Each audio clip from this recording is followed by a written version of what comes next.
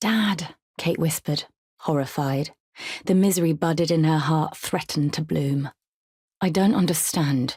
You've lost your club. He took her hand, perhaps to stop the shaking in his own. The acrid notes of cheap alcohol and cigarette smoke hung heavy on his breath, as they always did when he returned from his club. Charlton's Gentlemen's Club. Club.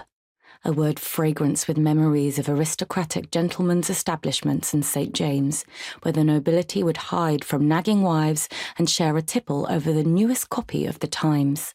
Her dad's business was little more than a seedy casino turned strip club, where only the most desperate would be found on any given day, or the most dangerous. Dad's eyes remained glued to their intertwined hands, as though he were too afraid to look her in the eye. I made a bet, he admitted. Kate's shoulders sunk in horror. She wrenched her hand from his. You promised you wouldn't gamble again. You promised. I know, he nodded, letting loose a cider-infused sigh. I'm sorry, but you should have seen. Her anger exploded from her in a fierce strike as his excuses began. She'd heard them all before. I've spent all evening on the phone to the debt management people. She picked up the enormous stack of invoices she'd had to compile, brandishing them in his direction.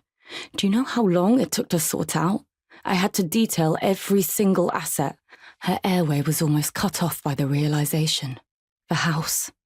The house that Dad had bought under the name of the club as a way of finagling his way out of paying tax, as suggested by his dodgy accountant. Dad, please tell me you didn't. Her father, who she'd always accepted regardless of his many faults, couldn't even meet her gaze. He glared at his hands like a naughty schoolboy sitting outside his head teacher's office, waiting for a bollocking. I'm sorry, Katie. Don't Katie me, she hissed, storming to her feet. I've spent the last decade of my life trying to get the club back on its feet financially, working day and night to solve every single mess you've made, consolidating loans and pleading with companies to help you get back on your feet.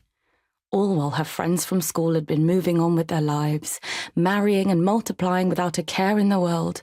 Not that they kept in touch with her anymore, given that she spent every waking hour attempting to manage Dad's finances and doing admin for the club.